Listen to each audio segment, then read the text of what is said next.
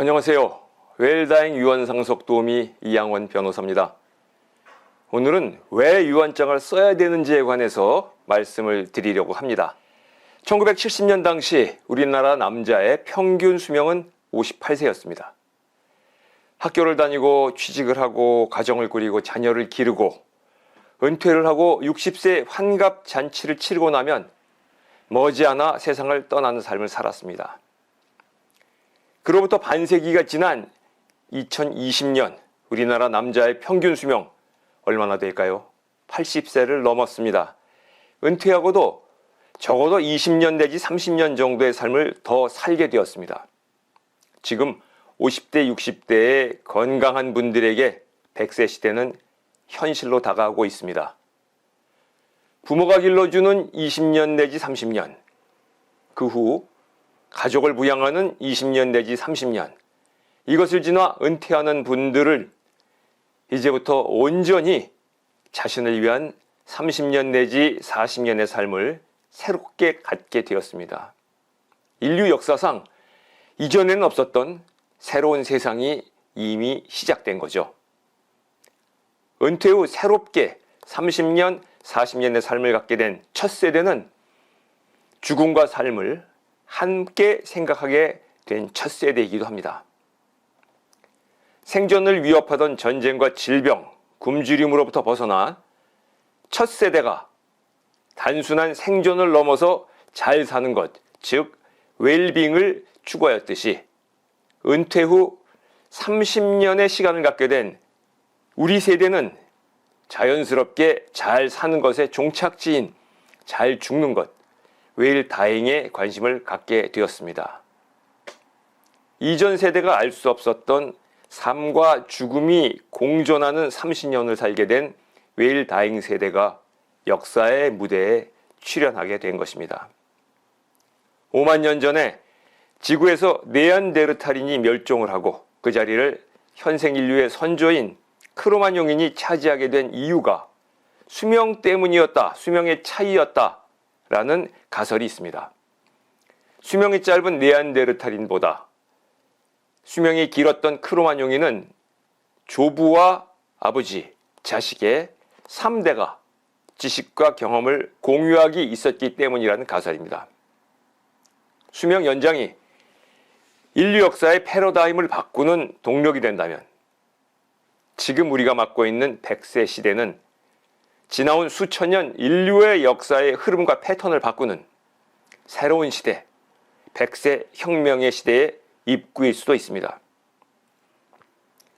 50대, 60대 은퇴자들은 20, 30대 청년들과 앞으로 30년, 40년을 공존하게 됩니다.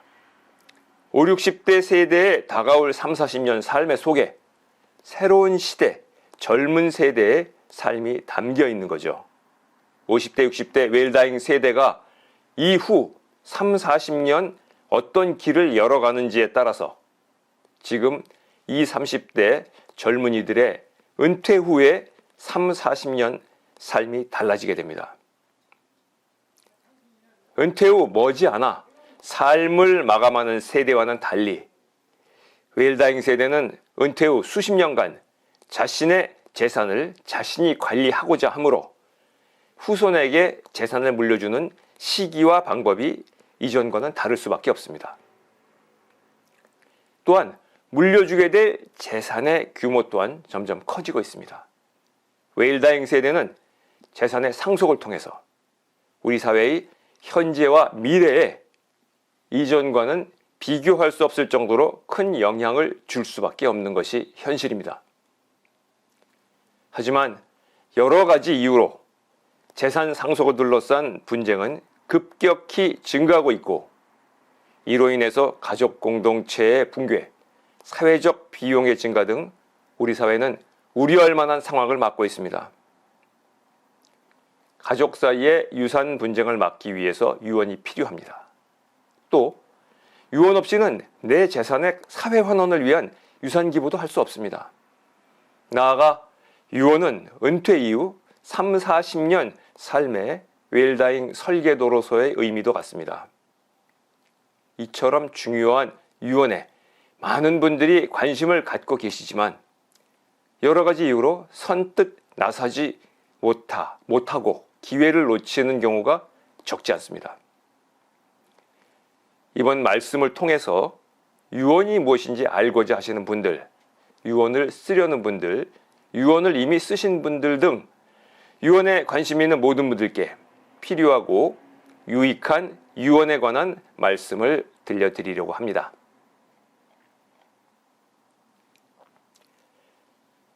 베이비붐 시대라고 들어보셨을 겁니다. 미국의 경우 2차 대전 후 1960년대까지 출생한 세대, 우리나라의 경우 6.25 전쟁 이후 1963년까지 출생한 세대를 일컫는 말입니다. 인구도 많고 급격한 경제 성장의 혜택을 누리면서 오늘날 지금 우리가 살고 있는 세상을 만든 베이비붐 세대, 이제 그분들이 현업에서 은퇴하는 시기를 맞았습니다.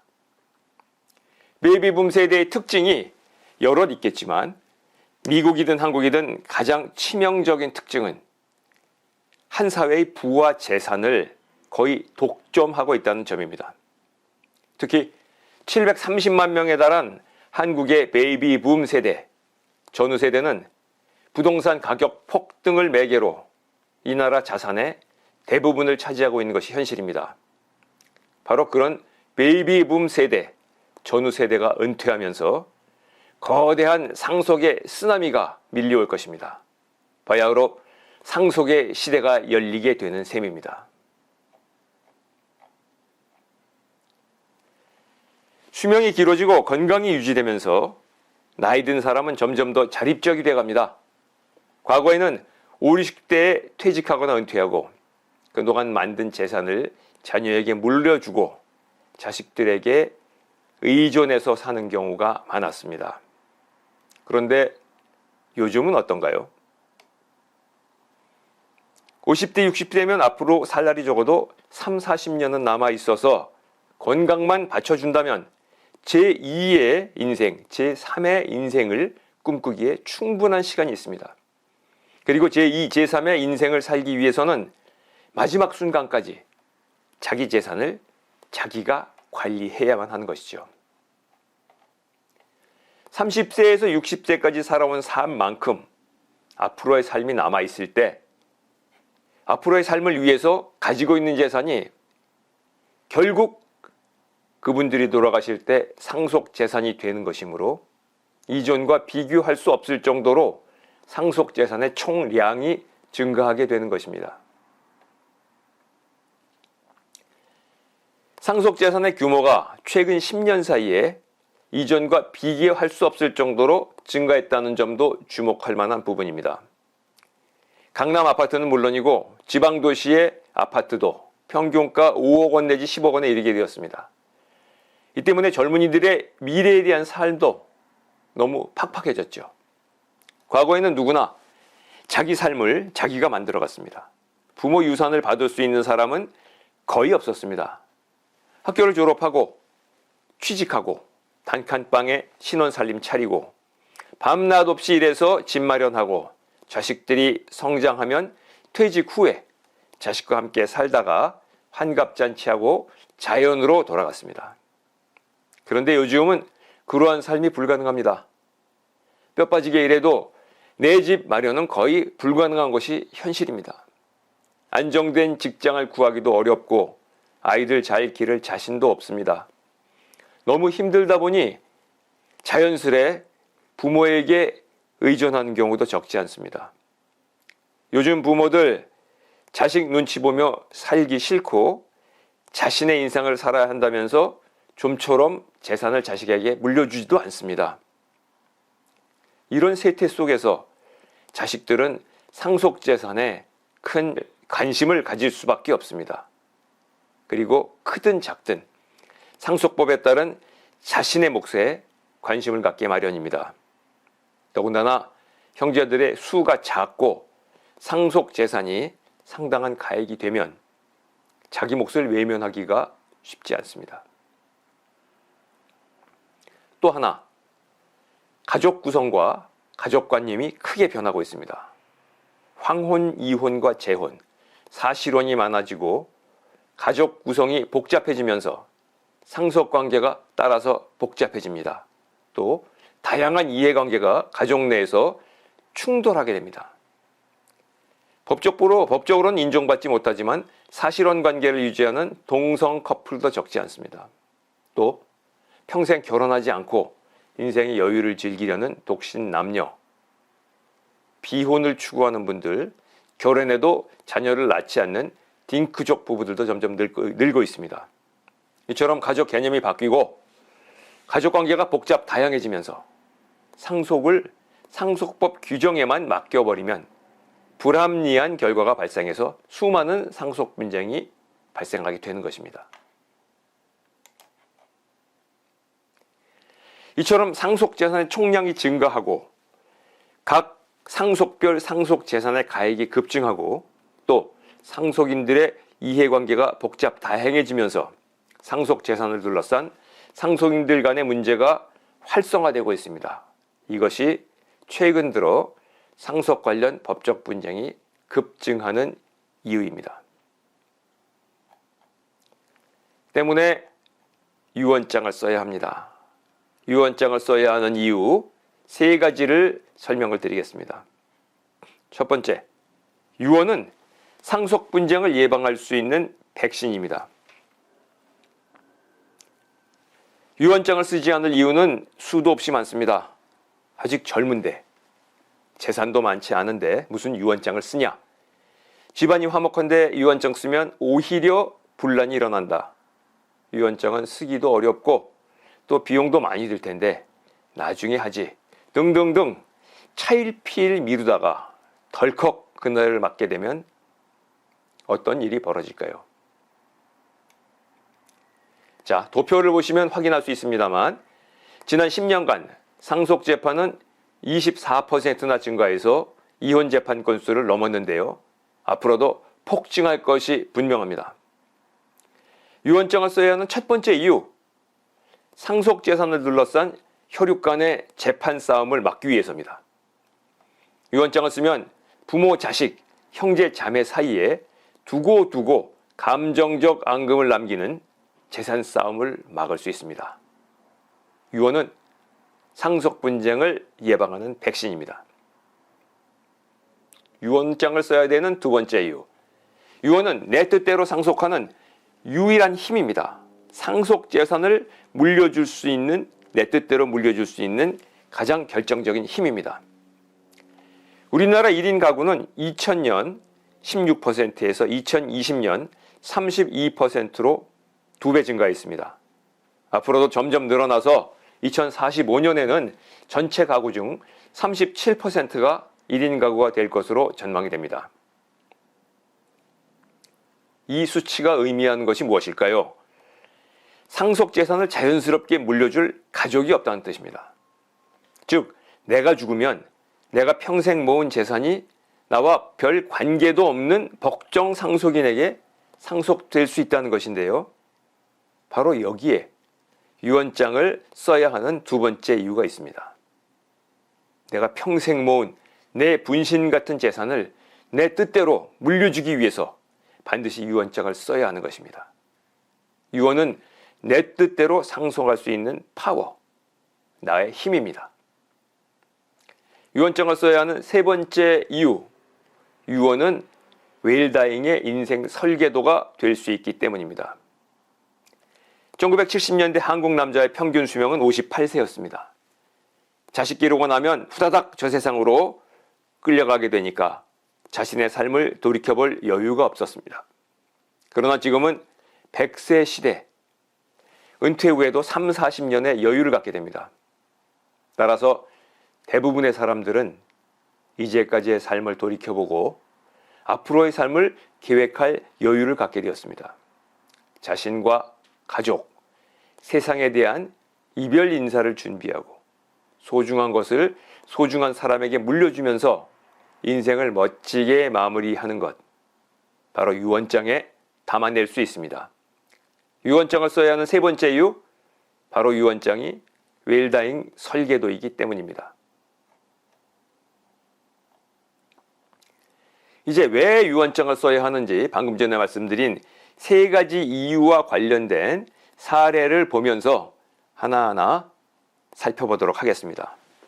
첫 번째 사례, 상속분쟁 예방 백신으로서의 유언에 관한 사례입니다. 홍길동 씨의 사례를 말씀드리겠습니다. 80세인 홍길동 씨는 공무원 정년 퇴직 후 강남구 대치동 35평 아파트에서 30년째 살고 있습니다. 자녀는 이남 일녀로 장남은 부천에서 살고 있고 차남은 미국으로 이민을 갔고 딸은 이혼 후 아이를 데리고 홍길동 씨 부부를 모시고 살고 있습니다. 홍길동 씨는 20년 전 장남 결혼할 때 부천에 아파트를 사주었고 차남의 미국 유학 비용을 대주었습니다.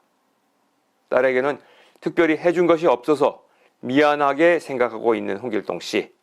장차 살던 집을 홀로 된 딸에게 주고 아내를 모시도록 했으면 하는 바람을 갖고 있습니다. 어느 날 홍길동 씨는 지난주에 만났던 오랜 친구 서림 씨의 갑작스런 부고를 받고 장례식장을 다녀오는 길에 자신의 문제를 생각해 보았습니다. 내가 갑자기 죽으면 어떻게 될까? 자, 방금 전에 말씀드린 사례에서 홍길동 씨가 유언을 하지 않고 사망한 경우 어떤 일이 벌어질지 생각해 보았습니다. 홍길동 씨가 유언 없이 사망하면 상속재산은 공동상속인들에게 법정상속분에 따라 상속됩니다. 사례의 경우 상속인은 직계 비속인 자녀, 이남 일녀와 배우자 이렇게 4명이 있게 되죠. 상속분은 배우자가 9분의 3, 장남, 차남, 딸 각 9분의 2씩입니다. 따라서 대치동 아파트의 시가를 27억 원이라고 가정을 하면 그 중에 9분의 3인 9억 원은 배우자, 그리고 장남, 차남, 딸은 각 9분의 2씩인 6억 원 상당의 상속을 받게 되는데요. 이렇게 되면 결국 아파트를 팔아서 나눠야 되고 아내와 딸은 살 집을 잃게 됩니다. 가장 바람직한 방법은 상속인들 사이에 아파트를 어머니에게 주거나 어머니와 딸에게 반반씩 주도록 하는 상속재산 분할 협의를 하면 좋을 텐데 이를 위해서는 공동상속인 전원이 합의를 해야 됩니다. 그런데 장남과 차남, 특히 미국에 사는 차남의 경우 6억 원이라는 상속재산을 포기하기가 쉽지 않을 겁니다. 딸의 입장에서는 큰오빠한테는 결혼할 때 집을 사주고 작은 오빠는 없는 돈에 미국 유학까지 시켜주었으니 내가 어머니 모시고 살 집까지 빼앗으려 하는 것은 너무하지 않느냐, 상대적인 박탈감을 느낄 수가 있을 겁니다. 협의에 대한 얘기가 조금 오고 갔지만 결국 미국에 있는 작은 오빠는 한국에 있는 변호사를 선임을 해서 상속재산 분할 소송을 걸었습니다. 자기 상속분을 갖겠다는 것이죠. 그렇게 되니 큰오빠도 자기 몫을 주장하게 되고 어머니와 딸은 오빠들이 생전에 홍길동 씨로부터 특별 수익, 즉 큰오빠는 결혼할 때 집, 작은 오빠는 미국 유학자금이라는 상속재산을 미리 준 것과 같은 특별 이익을 받았으므로 상속분 주장은 부당하다고 다투게 됩니다. 상속재산 분할 재판 상당히 길게 가죠. 2, 3년 정도 치열하게 법정 다툼을 하고 나면 결과가 어찌 되었든 가족관계는 파탄내리게 됩니다. 그리고 사전에 교통정리를 하지 않고 돌아가신 홍길동 씨에 대한 원망이 깊어집니다.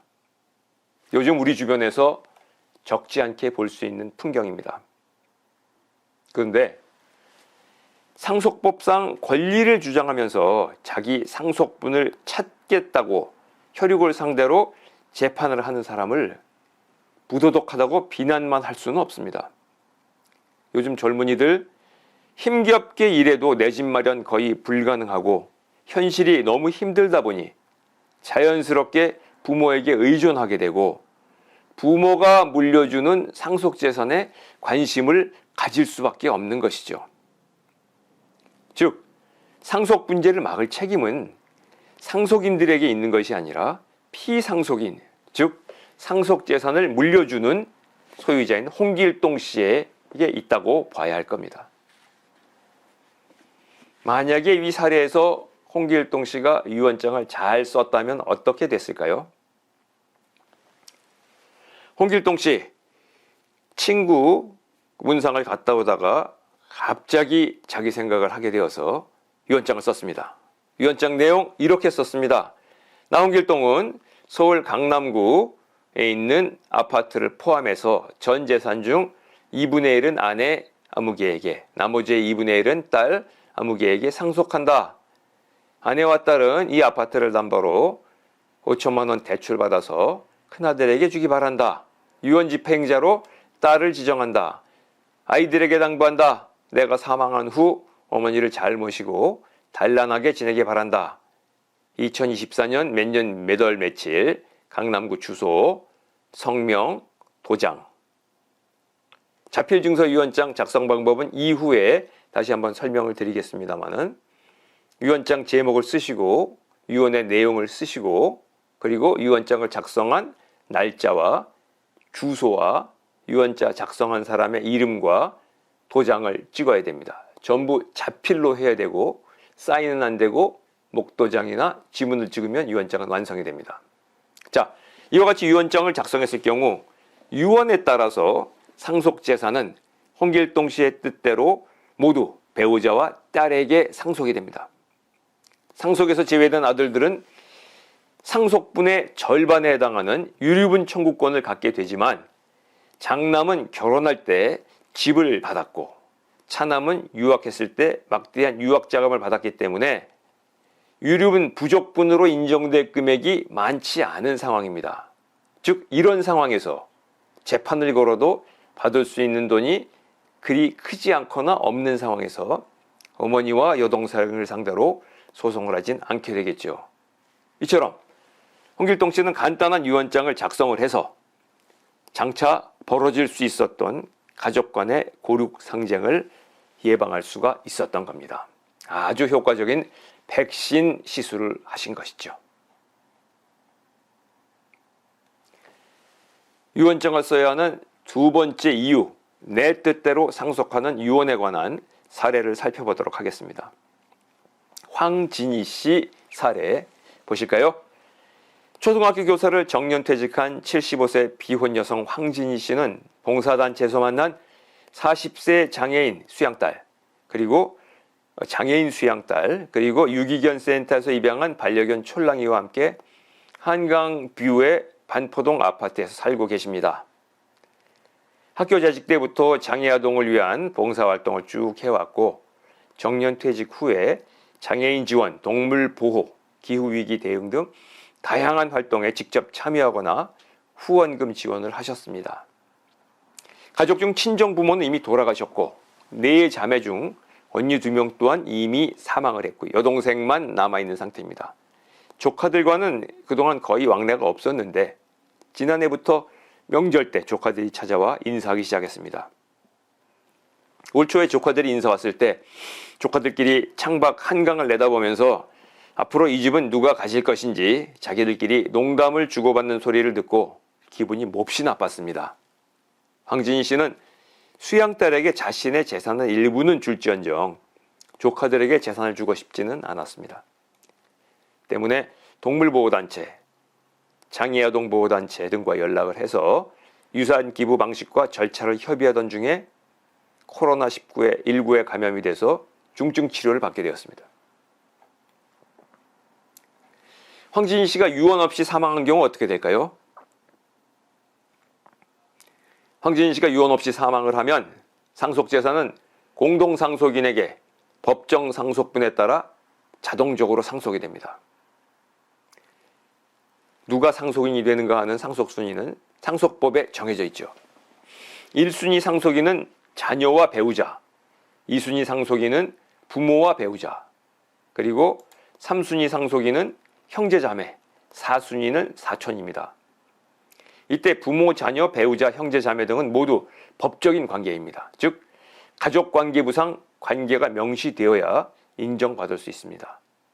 수십 년을 같이 살아도 입양 등록이 안 돼 있다면 수양딸은 아무런 상속권도 갖지 못합니다.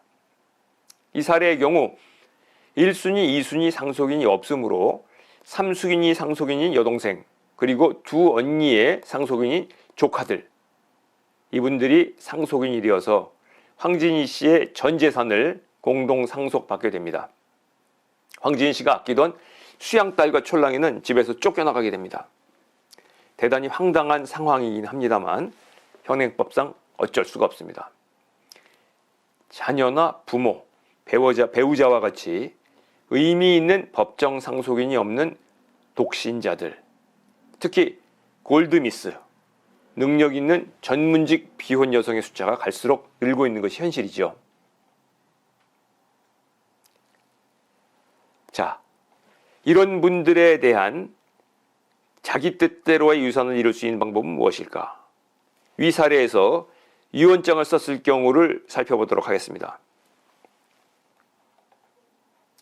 평생 일구어온 내 자식 같은 재산이 내 사후에도 내 뜻대로 의미 있게 쓰여지기를 바라는 것은 당연하죠. 황진희 씨는 코로나19에서 회복되자마자 자필 유언장을 작성했습니다. 유언장, 나 황진희는 내 재산을 다음과 같이 유증한다. 서울 서초구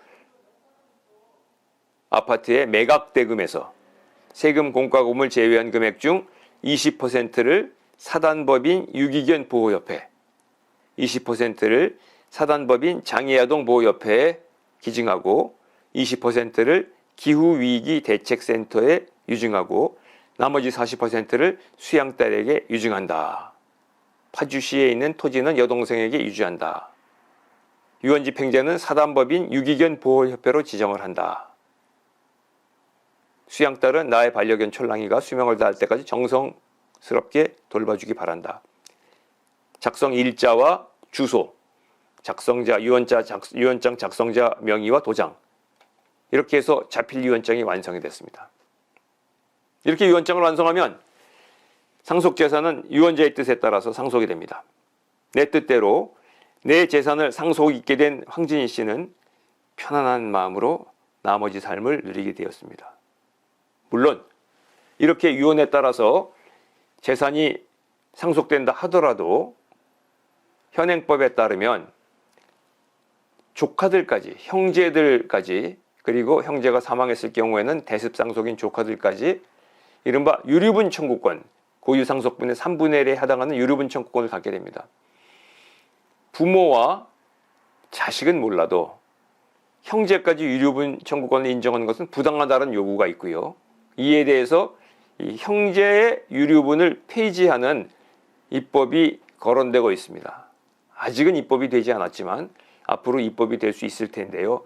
그렇게 될 경우에는 더더욱더 자신의 뜻에 따라 자신 재산을 상속해 줄 수 있는 유언이라는 방법이 힘을 갖게 되는 것이죠. 유언장을 써야 되는 세 번째 이유에 해당하는 웰다잉 설계도로서의 유언에 대해서 말씀을 드리겠습니다. 김수임 씨 사례를 설명을 드리죠. 부천 춘희동 영구 임대 아파트에 살고 있는 85세 김수임 할머니는 평생 홀로 살아서 가족이 아무도 없습니다. 관절염으로 몸이 불편해서 외출하기가 어려운데 마음씨 착한 야쿠르트 아주머니 홍은주 씨가 매주 찾아와 돌봐주어서 무척 고맙게 생각을 합니다. 김수임 할머니가 가진 거라고는 영구 임대 아파트 보증금과 어렸을 때 어머니가 물려주신 금반지뿐입니다. 김수임 할머니는 자신이 죽으면 자신에게 가장 소중한 이 보증금과 금반지를 홍은주 씨에게 물려주고 고마운 마음을 전하고 싶은데 방법을 알지 못해서 고민을 하고 있습니다. 김수임 할머니는 힘겨웠던 자신의 일생을 잘 마무리하고 싶어 하십니다. 자신에게 소중한 것을 자신의 사후에 자신이 아끼는 사람에게 물려줄 수 있다면 행복하시겠죠. 김수임 할머니의 웰다잉은 유언장을 통해서 실현될 수 있습니다. 김수임 할머니의 입장이 되어서 웰다잉 설계도인 유언장을 직접 한번 작성해 보도록 하겠습니다. 자, 유언장을 써보시죠. 먼저 종이와 볼펜을 준비하세요. 유언장 제목을 쓰고 한 줄 띄고 오늘 날짜로 연, 월, 일, 주소, 그리고 본인 김수임 이름을 쓰고 이름 옆에 도장이나 손도장을 찍습니다. 그리고 유언 내용을 쓰면 됩니다. 나를 잘 돌봐준 홍은주에게 감사하며 내 영구 임대 아파트의 보증금과 금반지를 준다. 유언 집행자는 홍은주로 한다. 내 장래는 화장 후 수목장으로 부탁한다. 힘들게 살았지만 편안하고 따뜻한 마음으로 떠난다. 모두 행복하기를. 간단하지만 완전한 효력을 갖는 유언장이 완성이 되었습니다. 유언장을 쓴 김수임 할머니, 유언장을 홍은주 씨에게 전해주고 편안한 마음으로 여생을 누리고 계십니다. 이처럼 의미 있는 유언장의 작성, 왜 그렇게 사람들이 안 쓰는 걸까요? 유언에 관한 3가지 오해가 있기 때문입니다. 이제 그에 대한 3가지 진실을 말씀드리고자 합니다. 유언에 관한 3가지 오해는 첫째, 유언은 노인만 한다는 겁니다. 둘째, 유언은 부자만 한다. 그리고 3번째 오해, 유언하면 가족 분란이 생긴다는 것입니다. 하나하나 진실이 무엇인지 밝혀보도록 하겠습니다. 유언에 관한 첫 번째 진실, 과연 누가 노인일까요? 평균 수명 58세였던 1970년대에는 60세면 환갑 잔치 아닌 노인네 대접을 받았습니다. 그런데 지금 100세 시대가 되었습니다. 예전에 은퇴했을 나이인 40대, 50대, 60대 이후에도 3, 40년을 활기차게 살아가고 있습니다. 더군다나 우리 사회는 고령사회를 넘어서 초고령사회를 맞고 있습니다. 따라서 머지않아 옛날 기준으로 환갑 노인이 인구의 4분의 1을 넘게 됩니다.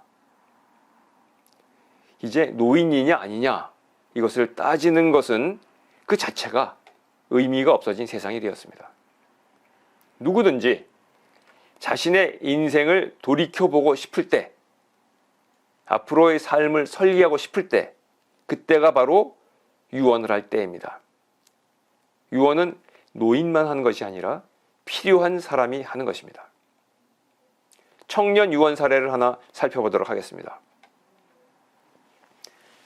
이혼한 35세 싱글맘 이미연 씨, 작지만 탄탄한 스타트업 회사를 운영하면서 해외 출장을 자주 갑니다. 소중한 4살짜리 아들 재민이는 친정어머니가 애지중지해주고 있습니다.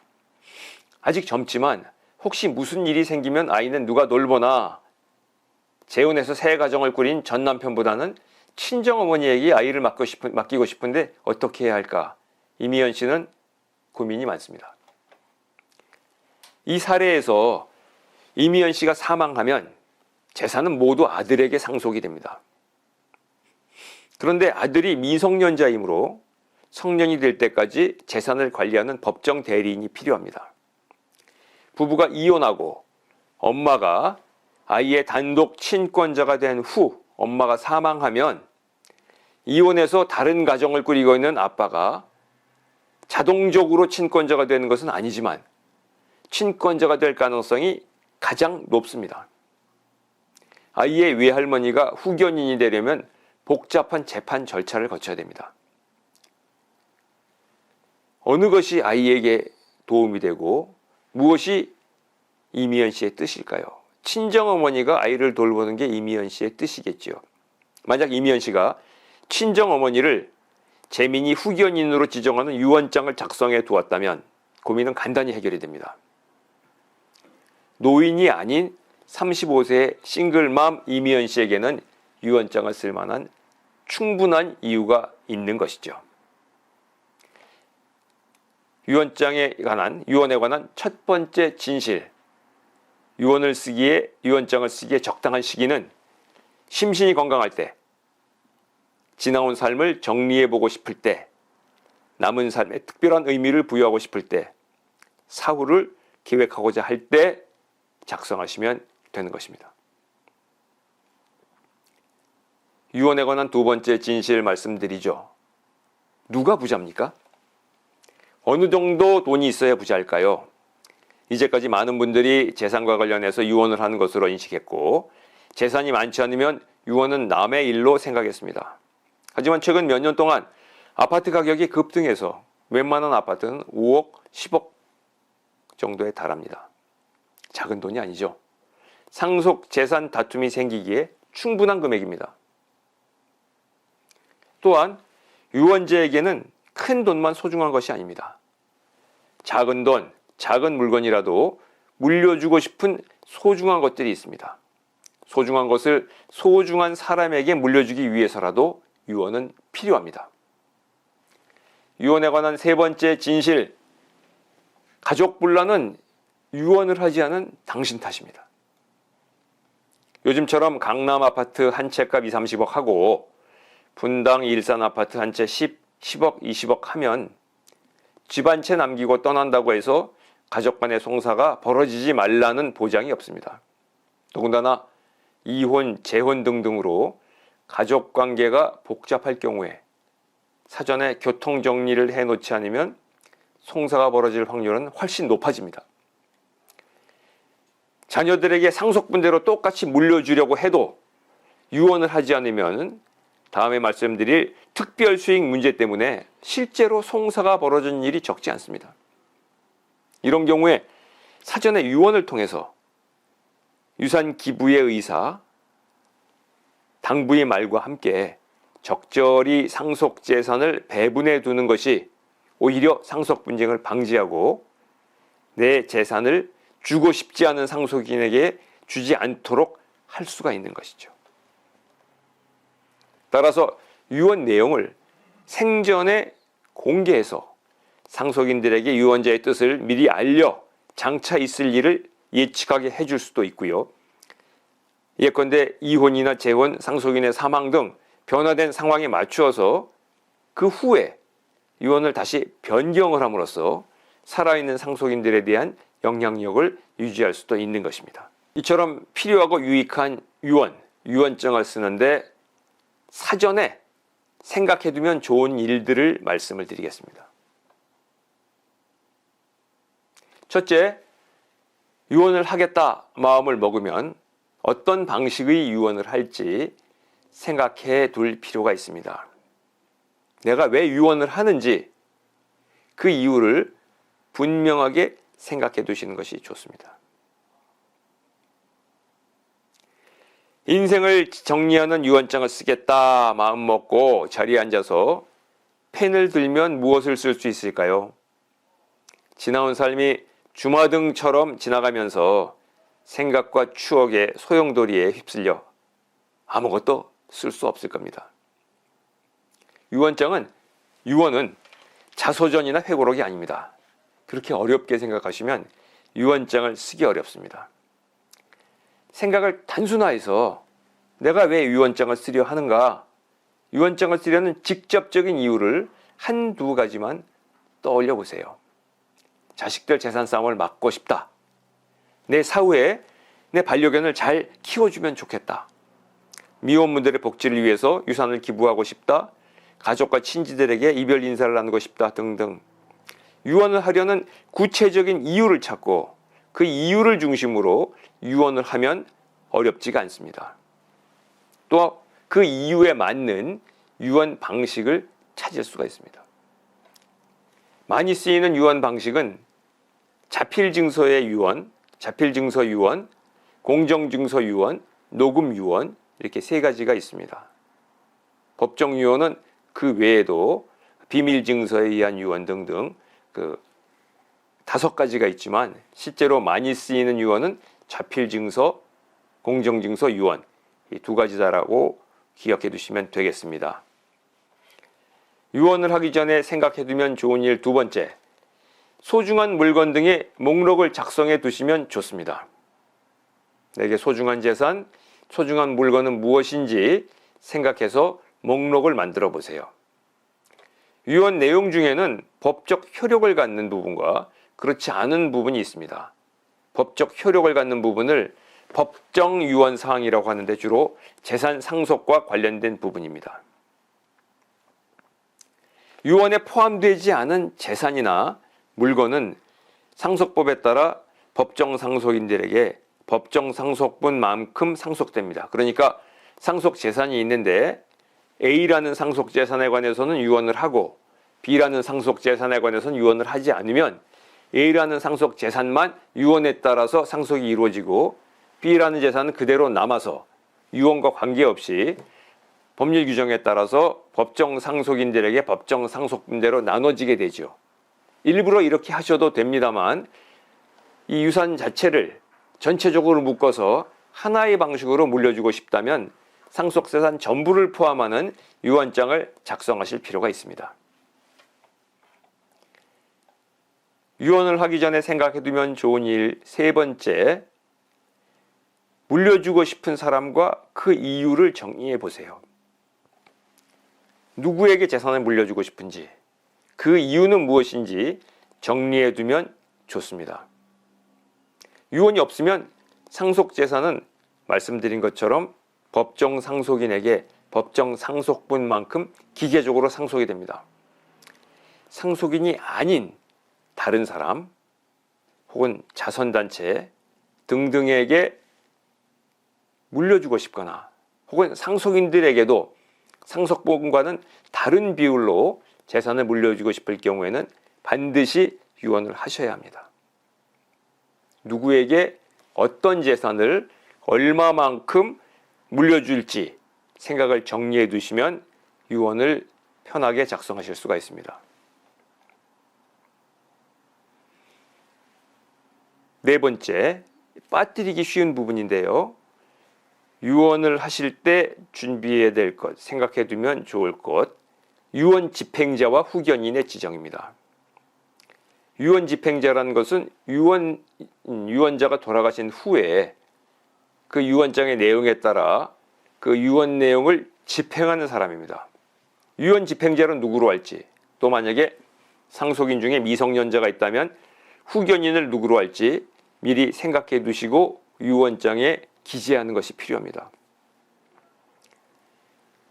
유언 집행 업무라는 것은 생기는 건 별로 없으면서 굉장히 복잡하고요. 또 누가 유언 집행을 할지 법에 엄격하게 정해져 있습니다. 그래서 유언장에서 유언 집행자를 정하지 않으면 유언을 집행하는데 굉장히 힘든 절차를 거쳐야 합니다.